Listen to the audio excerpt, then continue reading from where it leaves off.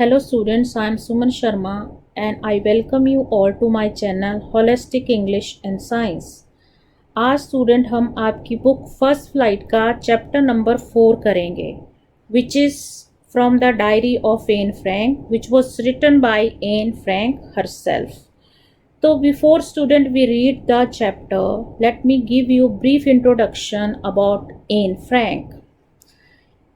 Anneliese Mary Anne Frank February March was a German-born Jewish girl who wrote while in hiding with her family and 4 friends in Amsterdam during German occupation on Netherlands in World War II।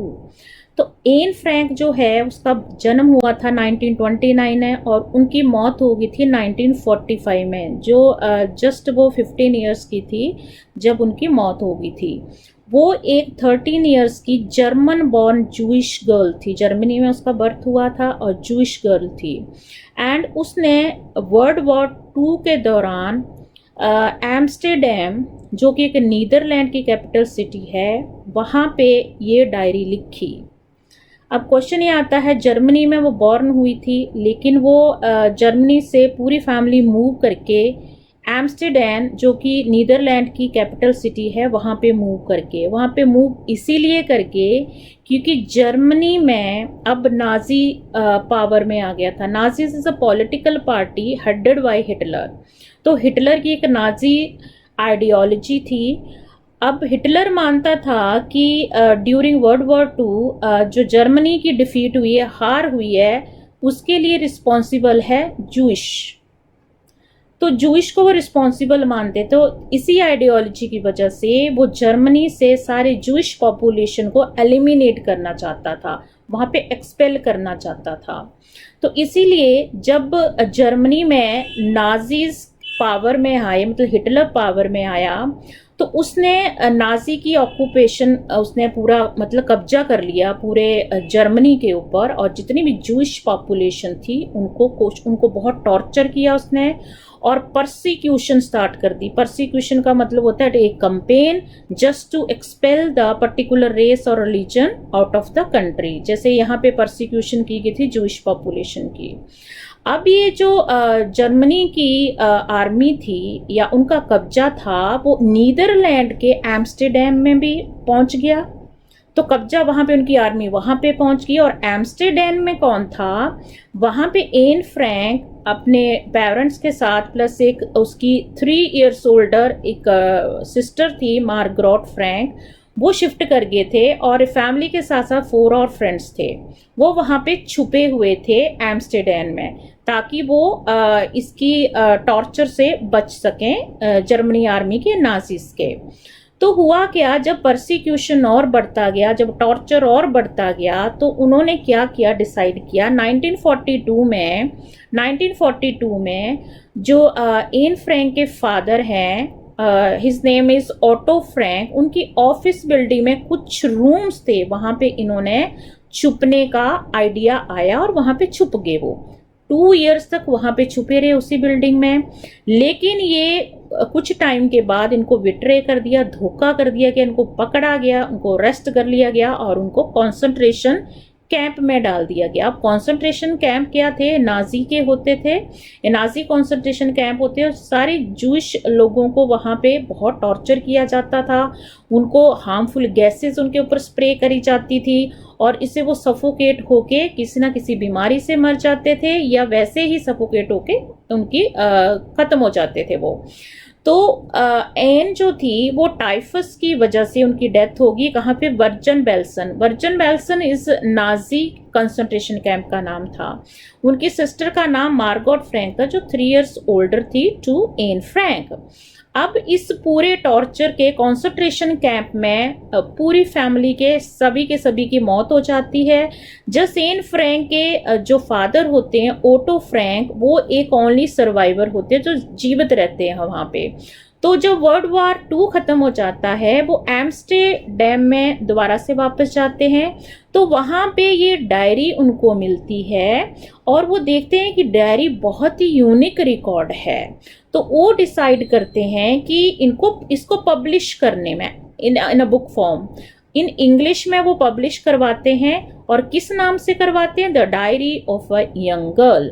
अभी जो diary होती है वो Anne Frank के लिए जब उसका 13th birthday होता है तो वहां पे वो गिफ्ट मिली होती है, और इसके अंदर सारे उसकी लाइफ के इवेंट्स लिखे होते हैं, क्रॉनिकल्स उसके लाइफ की हिस्ट्री लिखी होती है, जो 1942 से 1944 तक सारे इवेंट्स लिखे होते हैं। सबसे पहले इस डायरी को डच में लिखा जाता है, ओरिजिनल इसकी लैंग्वेज डच है। इसको मोर देन 20 लैंग्वेजेस में ट्रांसलेट किया जाता है, और ये बुक जो होती है, डायरी होती है, ये सबसे ज़्यादा पूरे वर्ल्ड में सबसे ज़्यादा पढ़ी जाने वाली बुक बन जाती है। इसके ऊपर बहुत सारी मूवीज़ बनती हैं, टेलीविज़न के शोज़ बनते हैं, थिएट्रिकल प्रोडक्शन बनती है, ओपेरा बनता है, और ये डायरी बताती है कि एक मैच्योर और एक ब्रिलियंट माइंड की एक प्रोडक्शन है। ये क्रिएशन है एक ब्रिलियंट माइंड की। Insightful means brilliant mind.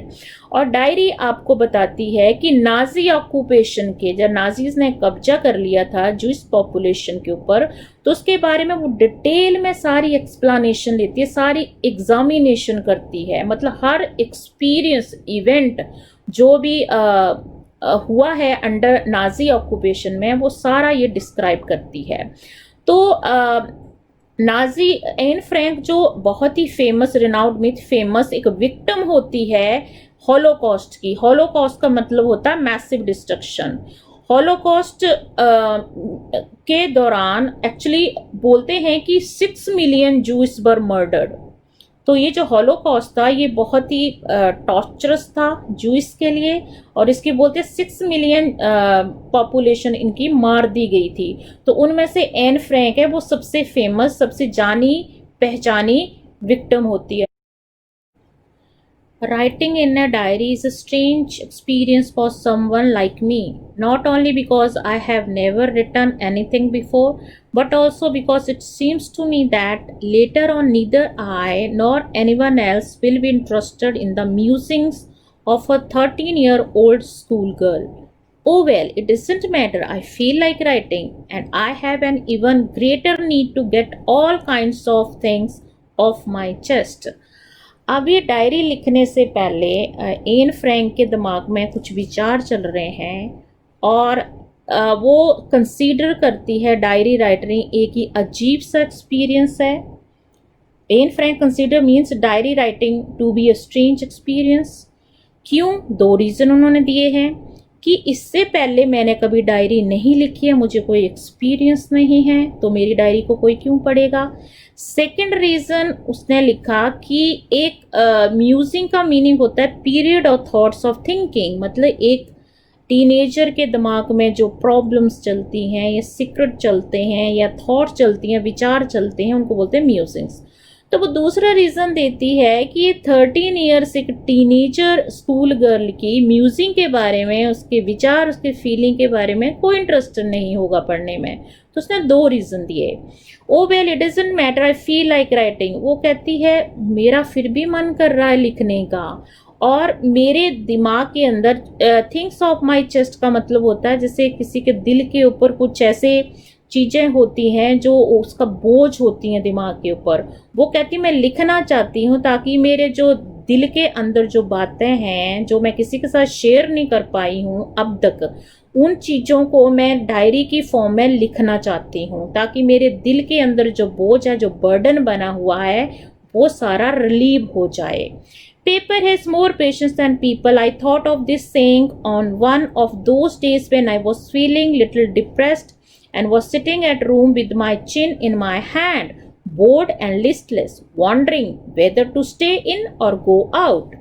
अब यहाँ पे लिस्टलेस का मीनिंग होता है नो इंटरेस्ट नो एनर्जी, मतलब जब कोई काम करने का मन ना करे, कोई हिम्मत ना हो।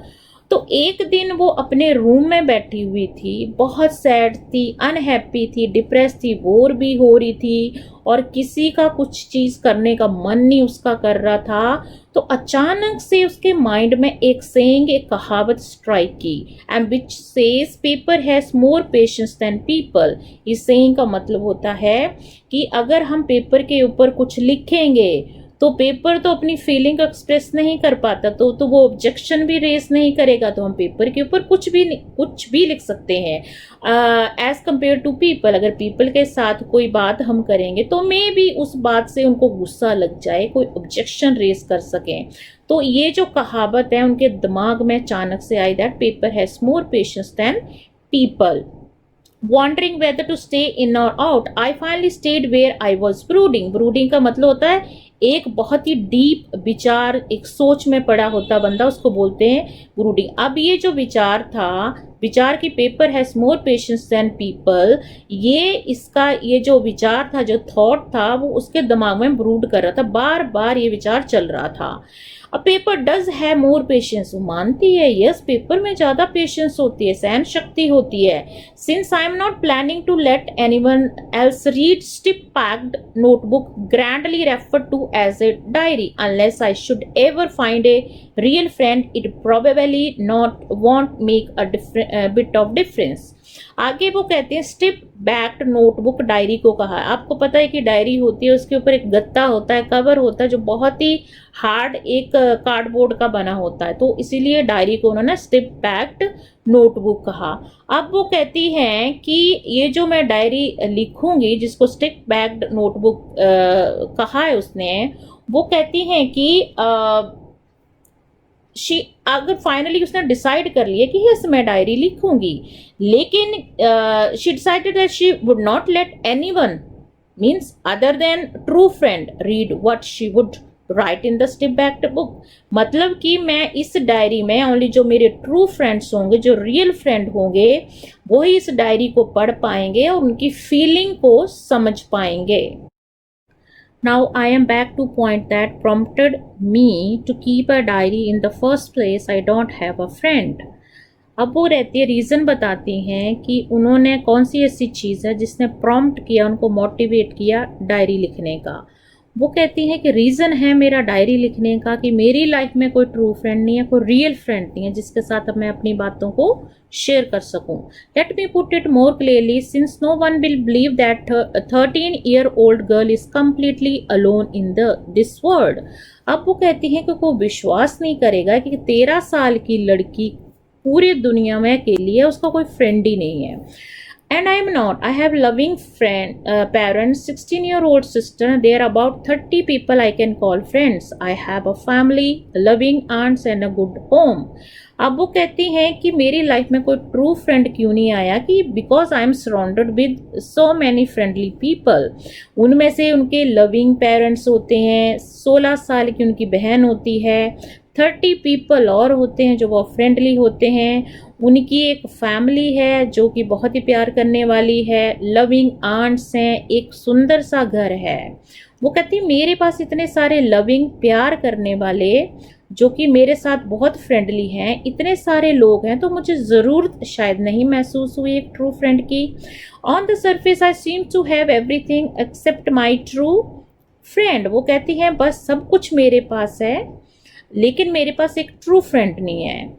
I think about when I'm with friends is having a good time. I can't bring myself to talk about anything about ordinary everyday things. अब वो कहती हैं जो सारे लोग हैं, पेरेंट्स हैं, बड़ी सिस्टर है, चाहे उसके आंट्स हैं, ये सारे बड़ी खूबसूरत सी फैमिली है, वो कहते हैं इनके साथ मैं जस्ट ऑर्डिनरी साधारण सी नॉर्मल सी बातों को शेयर कर सकती हूँ, कोई अपने लाइफ के सीक्रेट्स नहीं शेयर कर सकती। We don't seem to be able to get any closer and that's the problem. Maybe it's my fault that we don't confide in each other. In any case, that's just how things are, and unfortunately, they are not liable to change. This is why I have started the diary. अब वो कहती है कि इन लोगों के साथ कोई मैं इंटीमेट सीक्रेट्स को शेयर नहीं कर सकती, जस्ट साधारण जो डे टू डे लाइफ में छोटी मोटी चीज़ें होती हैं उनको शेयर कर सकती हूँ। मेरे लाइफ में बहुत बड़ी प्रॉब्लम है क्योंकि there is true friend missing in my life.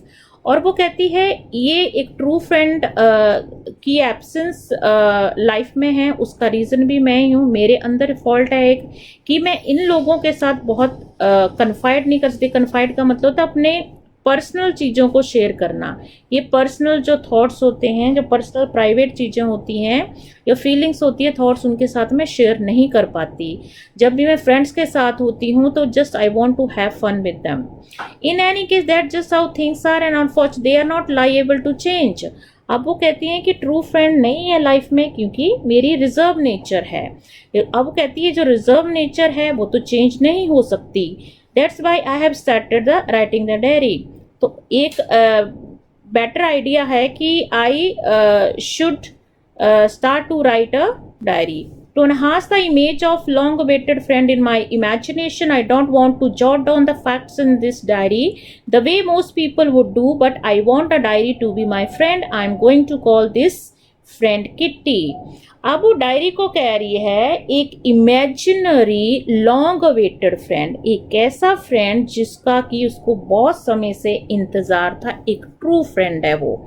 और उसने इस डायरी का नाम रख दिया किट्टी। किट्टी वो कहती है मेरी ट्रू फ्रेंड होगी और इसमें मैं लाइफ के बहुत ही सीरियस चीज़ों को नहीं लिखूंगी, फैक्ट्स को नहीं लिखूंगी जो कि और लोग करते हैं। मैं अपने डे टू डे लाइफ के जो छोटे मोटे एक्सपीरियंस होते हैं वही मैं लिखूंगी। Since no one would understand a word of my stories to Kitty, if I were to plunge right in, I would better provide a brief sketch of my life, much as I dislike doing so. अब Anne Frank कहती हैं कि वो diary लिखने के लिए एक adopt करेंगी novel method of writing adopt करेगी। वो कहती हैं कि अगर मैं स्ट्रेट वे अपनी डायरी को लिखना स्टार्ट कर दूंगी बिना अपनी फैमिली के बारे में बताए, बिना अपने आप के ब्रीफ स्केच देने के बिना ही अगर वो डायरी स्टार्ट कर देगी तो आई डोंट थिंक, वो कहती हैं कि मुझे नहीं लगता कि कोई मेरी स्टोरीज को समझ पाएगा। इट मीन्स कि उसने डायरी लिखने से पहले अपनी फैमिली का, अपनी लाइफ का पूरा ब्रीफ स्केच दिया कि मेरे फादर कौन है, मदर कौन है, फैमिली में और कौन है और इससे पहले के सारे ईयर्स कैसे मेरे बीते हैं।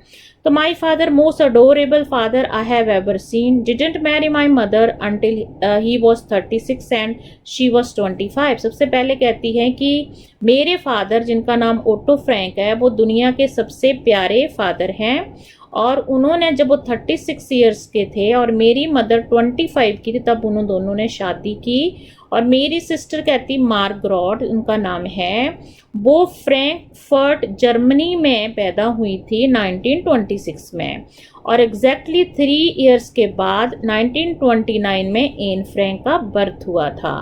वो कहती हैं जब मैं 4 साल की थी तब तक मैं फ्रैंकफर्ट जर्मनी में रही। उसके बाद मेरे फादर 1933 में हॉलैंड इमिग्रेट कर गए और मेरी मदर जिनका नाम एडिथ हॉलैंडर फ्रैंक है वो भी मेरे फादर के साथ हॉलैंड चली गई। While Margaret and I were sent to Aachen to stay with our grandmother. अब वो कहती हैं कि Aachen is a city on Germany's border with Belgium और नीदरलैंड, ये एक सिटी का नाम है। वो कहती हैं कि एन फ्रैंक और उनकी बड़ी सिस्टर मार्गरेट वो चली गई अपनी ग्रैंड मदर के साथ रहने के लिए और उस जगह का नाम आचेन है। Margaret went to Holland in December. Margaret उनकी बड़ी सिस्टर है, वो हॉलैंड दिसंबर में चली जाती हैं और फरवरी में जाती हैं एन फ्रैंक भी, और फरवरी में उस दिन जाती हैं वो अपनी ग्रैंड हॉलैंड में जब उनकी बड़ी सिस्टर मार्गरेट का बर्थडे होता है। प्लंज्ड डाउन का मतलब होता है सडनली चले जाना, एक सरप्राइज इनफॉर्मल वर्ड है, किसी को सरप्राइज देना, कैजुअल वे में कहा गया है। Next, I started right away the Montessori nursery school. I stayed there until I was 6, at which time I started in the first form. In the 6th form, my teacher was Mrs. Cuprus, the headmistress. At the end of the year, we were both in tears as we said a heartbreaking farewell. अब वो उन्होंने Montessori nursery school start कर दिया था जब वो अपनी grand mother के पास गई थी और वो कहती हैं कि जब मैं 6th जब मैं 6 साल की हो गई थी तो उन्होंने फर्स्ट फॉर्म का मतलब फर्स्ट क्लास या फर्स्ट स्टैंडर्ड में गई थी वो, और 6th स्टैंडर्ड तक वो वहीं पे रही। और उनकी टीचर का नाम था जिसका मिसेस क्यूप्रस, और उनके बीच में बहुत ही ब्यूटीफुल डिस्क्रिप्शन देती है। तो मिसेस क्यूप्रस और एन फ्रैंक के बीच में एक बहुत ही फ्रेंडली बॉन्डिंग होती है, और मिसेस क्यूप्रस एक हेडमिस्ट्रेस भी होती है स्कूल की। और कहते साल के आखिर में वो एक दूसरे को फेयरवेल देते हैं, विदाई देते हैं, और वहाँ पे वो दोनों ही बहुत इमोशनल होते हैं क्योंकि वो इमोशनली एक दूसरे के साथ बहुत अटैच्ड होते हैं। In the summer of 1941, grandma fell ill and had to have an operation. So my birthday passed with a little celebration. तो 1941 समर में उनकी जो दादी माँ थी वो बीमार हो गई और उनका ऑपरेशन हुआ, सर्जरी हुई। तो उस साल में जो एन फ्रैंक का बर्थडे था वो कहते वो ज़्यादा लेविश नहीं किया, एक लो प्रोफाइल था वो, और उसमें थोड़ी बहुत सेलिब्रेशन करी थी। Grandma died on January 1942. No one knows how often I think of her and still love her. This birthday celebration 1942 was intended to make up for the other, and grandmother candle were lit along with the rest. अब Anne Frank अपनी grand mother के साथ बहुत ज़्यादा attach थी। तो वो कहती हैं कि एक साल के बाद 1942 में उनकी ग्रैंड मदर, उनकी डेथ होगी, उनकी मृत्यु हो गई थी। ठीक है, और वो इतनी ज़्यादा अटैच थी अपनी ग्रैंड मदर के साथ कि वो हमेशा उनके बारे में सोचती रहती थी, उनकी याद आती रहती थी उसको, और कहती वो मैं उनसे बहुत ज़्यादा प्यार करती हूँ अभी। और जो 1942 में जो एन फ्रैंक ने अपने बर्थडे सेलिब्रेट किया था वो अलग था। कैसे अलग था? क्योंकि उन्होंने एक बर्थडे एक ट्रिब्यूट की फॉर्म में अपनी ग्रैंड मदर को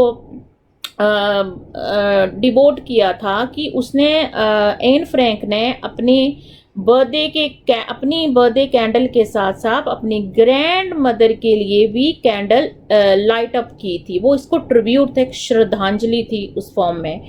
4 of us still doing well, and that brings me to present date of 1944 and the solemn dedication to my diary. 4 of us are still doing मतलब हमारी सारी फैमिली अच्छी है और ये 1940 तक सब कुछ ठीक चल रहा है। Saturday 20th June 1942. Dearest Kitty, our entire class is quaking in its boots. The reason, of course, is forthcoming meeting in which the teacher decide who will move up to the next form and who will kept back. Half the class is making bets. Anne Frank जो हैं वो अपने classroom experiences का थोड़ा सा account दे रहे हैं। वो लिखती हैं डायरी में कि हमारी क्वेकिंग इन द बूट्स का मतलब होता है डरे हुए और नर्वस। जब कोई डरा हुआ होता है तो वो कांपने लग जाता है। तो वो कहती हमारी पूरी क्लास बहुत ही नर्वस है, बहुत ही टेरिफाइड है, डरी हुई है। क्यों डरी हुई है? क्योंकि आज हमारा रिजल्ट डिक्लेयर होने वाला है। हमारी टीचर्स मीटिंग करेंगी, उसमें डिस्कस किया जाएगा कि कौन से स्टूडेंट जो होते हैं वो मूव अप मीन्स प्रमोट होंगे next form means next class में, और कौन से जो है फेल हो जाएंगे। Half the class is making bets. G and I love ourselves silly at the 2 boys behind us, C and Jacques, who have staked their entire holiday saving on their bets. From morning to night, it's you are going to pass. No, I am not. Yes, you are. No, I am not. अब वो कहती हैं कि half of the class जो है मतलब पूरी आधी क्लास जो है वो शर्तें लगा रही है। उसमें से जीएन और आई मीन्स एन फ्रैंक और उनकी फ्रेंड का नाम है जीएन, वो कहती हैं कि हमारे पीछे वाले बेंच में 2 बॉयज़ बैठते हैं, सीएन एंड जैक्वस। वो अपनी पूरी जो उनकी पॉकेट मनी होती है वो उसको सारी स्पेंड कर देते हैं, स्टेक पे लगा देते हैं शर्तों पे। कौन सी शर्तें? कि तुम पास हो गए या फेल हो गए। बच्चे लगाते हैं ना शर्तें कोई ना कोई कि चल मैं बताता हूँ तू पास होने वाला है या नहीं पास होने वाला है। तो ये सारी शर्तें जो वो लगा रहे थे और अपनी सारी जो हॉलिडे की सेविंग थी उनको सारा इस पेट्स के ऊपर उन्होंने स्पेंड कर दिया। Even these pleading glances and my angry outwards can't calm them down. अब वो कहती है मेरी फ्रेंड जो होती है उनको गुस्से से देखती है और मेरा जो आउटबर्स्ट होता है गुस्सा मैं भी करती हूँ उनको, लेकिन इन दोनों की वजह से भी वो दोनों बॉयज चुप नहीं होते हैं और वो बेट्स लगाते जाते हैं और इरिटेट करते हैं। If I ask me there are so many dummies that about a quarter of class should be kept back, but teacher are the most unpredictable creature on earth.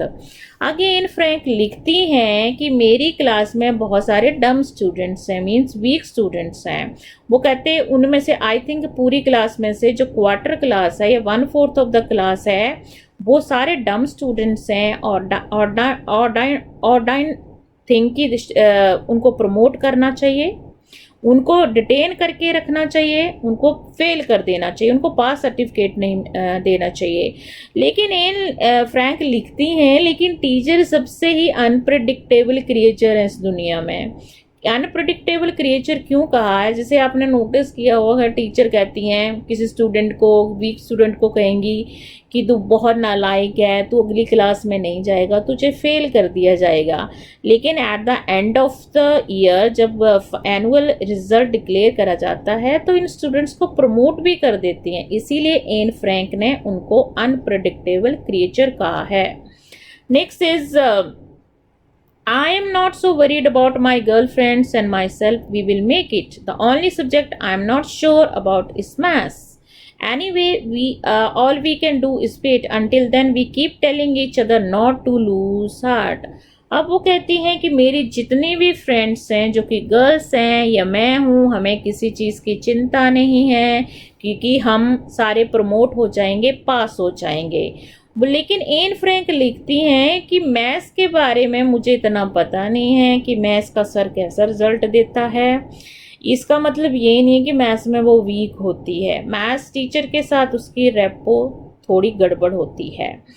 Week on way वो कहती हैं कि just हम इंतज़ार करते हैं क्या result आता है और हम सारे फ्रेंड्स क्लासमेट्स एक दूसरे को कह रहे हैं कि डोंट वरी, हम प्रमोट हो जाएंगे। I get along pretty well with all my teacher, there are 9 of them, 7 men and 2 women। अब वो कहती हैं कि मेरी सभी टीचर के साथ अच्छी बनती है। आई get along very well with them. उनमें से कहते पूरे टीचर 9 हैं, उसमें से 7 men हैं और 2 women हैं।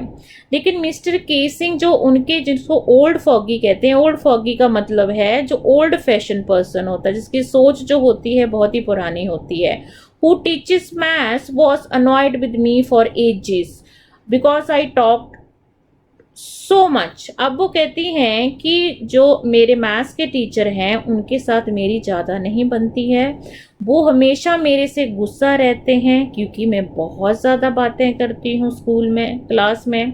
After several warnings he assigned me extra homework, an essay on the subject a chatterbox। A chatterbox, what can you write about that? I would worry about that later. I decided I jot down the title in my notebook, tucked it in my bag and tried to keep quiet। अब वो कहती हैं कि मेरे maths teacher ने, जिसको kissing बोलते हैं, वो ने कहते बहुत वार्निंग दी, चेतावनी दी, वार्न किया मुझे बहुत बार कि कम बोलो क्लास में। उसके बाद उन्होंने क्या किया, एज ए पनिशमेंट उनको एक्स्ट्रा होमवर्क दे दिया। और एक्स्ट्रा होमवर्क क्या था, एक एसे लिखना था और एसे का टॉपिक है, सब्जेक्ट था अ चैटर बॉक्स। तो चैटर बॉक्स सोचती है चैटर बॉक्स है, उसके ऊपर मैं क्या लिखूंगी, ये कैसा वर्ड है। लेकिन फिर भी उन्होंने कहा, उसको टाइटल जो दिया गया था उसको लिखने के लिए उसने अपने बैग में डाल दिया और उसकी किसी नोटबुक में उसको टक इन कर दिया, रख दिया, और वो चुप होगी क्लास में कि मैं चुप रहती हूँ। That evening, after I finished the rest of my homework, the note about the essay caught my eye. I began thinking about the subject while chewing the tip of my fountain pen। अब शाम को वो कहती है कि मैं अपना homework ख़त्म कर लिया, ठीक है, और उसके बाद जो मुझे एक एसे दिया गया था चैटर बॉक्स, उसके ऊपर मेरी नज़र पड़ी जब मैं फाउंटेन पेन की टिप को चबा रही थी, सोच रही थी मतलब कुछ। Anyone who ramble on, ramble का मतलब टॉक और राइट एमलेसली फॉन, जो कि बिना एमलेसली, बिना उद्देश्य की, बिना पर्पस से हमेशा लिखता रहता है। Leave a big spaces between the word, but the trick was to come up with the convincing arguments to prove the necessity of talking. अब वो कहती हैं एनीवन वुड रैम्बल ऑन, का मतलब होता है कुछ भी लिख सकते हैं हम इस टॉपिक के ऊपर, चैटर बॉक्स के ऊपर। मैं ऐसे करती हूँ कि वर्ड्स के बीच में बहुत लंबा लंबा स्पेस रख देती हूँ ताकि जल्दी लिखा जाए, पूरा पेज भर जाए। Prove the necessity of talking, लेकिन वो कहती हैं कि ऐसे सिंपल कुछ भी लिखने से, एमलेसली लिखने का कोई फायदा नहीं है। मुझे कोई कन्विंसिंग आर्गुमेंट लिखने पड़ेंगे, कुछ ऐसे वर्ड्स, ऐसी चीजें लिखनी पड़ेगी जिससे मेरा सर कन्विंस हो जाए कि टॉकिंग एक नेचुरल हैबिट होती है किसी की।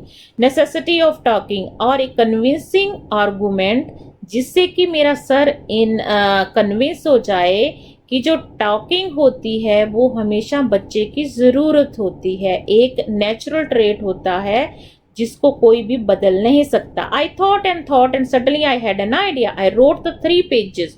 Mr. Casey had assigned me and was satisfied. अब वो कहती मेरे पास आइडिया आया, मैंने 3 पेज सेम टॉपिक के ऊपर लिख डाले एंड बहुत खुश हुई। मैंने लिखा I argued talking is student straight and that I would do my best to keep it under control. अब वो कहती हैं कि मैंने कहा मैंने सब्जेक्ट पे लिखा, इस ऐसे में लिखा कि जो ये टॉकिंग होती है, जो बातें करना होता है, वो किसी भी स्टूडेंट का नेचुरल एक ट्रेट होता है, कैरेक्टर होता है, फीचर होता है। और मैं कोशिश करूंगी कि इस एक्सेसिव टॉकिंग को मैं कंट्रोल में रख सकूं। But that I would never be able to cure myself of the habit since my mother talked so much as I did, if not more, that there is not much you can do about inherited trait. अब आगे argument कहती है, explain करती है, justify करती है अपने argument को इन फ्रैंक कि ये जो टॉकिंग की हैबिट है ये बहुत इनहेरिटेड ट्रेट है, एक ऐसा ट्रेट जो मुझे मदर से मिला है क्योंकि मेरी मदर भी एक हैबिचुअल टॉकर है। और जो इनहेरिटेड ट्रेट होते हैं उनको हम चेंज नहीं कर सकते। Inherited trait means quality that one gets from the parents. Mr. Keesing had a good laugh at my arguments, but when I proposed to talk my way through the next lesson, he assigned me a second essay. अब mister कीसिंग होते बहुत हंसते हैं जो मैंने arguments लिखे हैं अपने एस्से के अंदर। बट आई प्रोसीड, वो कहती है कि नेक्स्ट लेसन, नेक्स्ट क्लास में भी हंसती रही मैं और मैंने अपनी टॉकिंग को कंट्रोल नहीं कर पाई। तो मिस्टर कीसी ने अब इसको सेकंड एसे, सेकंड असाइनमेंट भी दे दी और इसका नाम था एसे का the an incorrigible chatterbox. Incorrigible का मतलब होता है ऐसी क्वालिटी, ऐसी चीज जिसको कोई बदल नहीं सकता। Unchangeable means incorrigible. I handed it in and Mr. Keesing had nothing to complain about for 2 whole lessons. However, during the 3rd lesson, he would finally had enough. And Frank, as punishment to talking in the class, write an essay titled Quack, Quack, Quack, said Mistress Chatterbox. अब Mr. Keesing next to class तक कोई complain नहीं आई mister कीसिंग की तरफ से, लेकिन जो 3rd lesson आया, 3rd क्लास जो थी, पीरियड था, उसमें एन फ्रैंक को एक और असाइनमेंट मिल गई, 3rd असाइनमेंट मिल गई एज ए पनिशमेंट और इसका टाइटल था quack quack quack said mistress chatterbox. अब इसका 3rd assignment as a punishment was given to Anne Frank by Mr. Kissing. The class roared. I had to laugh too, though I would never exhausted my ingenuity on the topic of Chatterbox. It was time to come up with something else, something original. अब road का मतलब पूरी class बहुत हंसने लगी, मैं भी बहुत हंसी। I would exhausted my ingenuity का मतलब होता है क्रिएटिविटी, इन्वेंटिवनेस, ओरिजिनलिटी। वो कहती हैं कि मैंने इस चैटर बॉक्स टॉपिक के ऊपर बहुत कुछ लिख दिया, अपनी सारी क्रिएटिविटी लिख दी है और मैं ज़्यादा इसके ऊपर नहीं लिख सकती।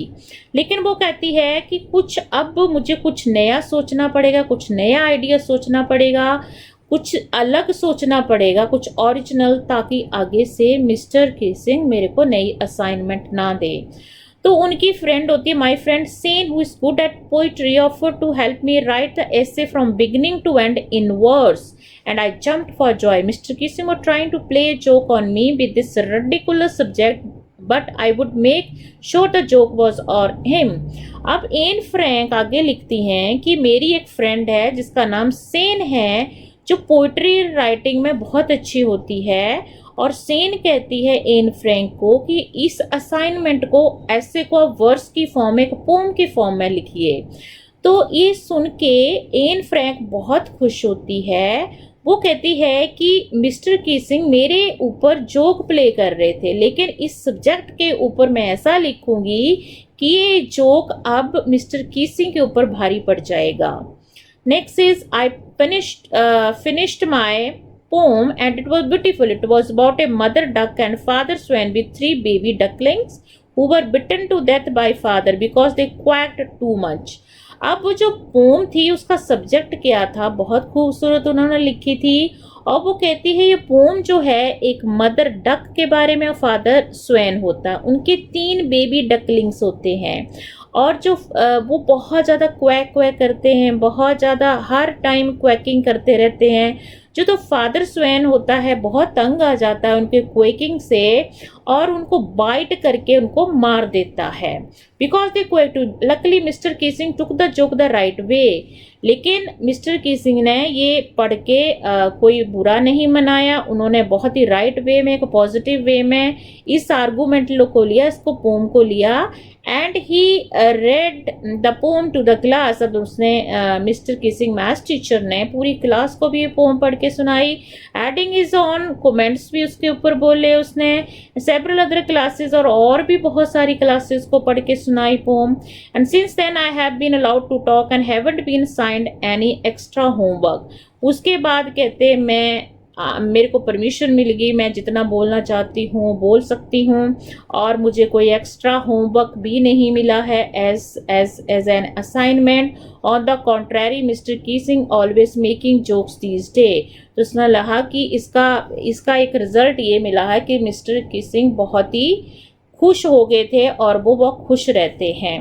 Yours any. तो ये जो पूरा लेसन है ये एक्सर्ट है, एक छोटा सा हिस्सा है जो एन फ्रैंक ने डायरी लिखी थी, that is the diary of young girl. तो छोटा सा पोर्शन होता है। तो with this students we are done with our lesson. I hope you understood the lesson well. And students, if you like this lesson, this video, please do share and subscribe to my channel Holistic English and Science. Thank you students for watching this video.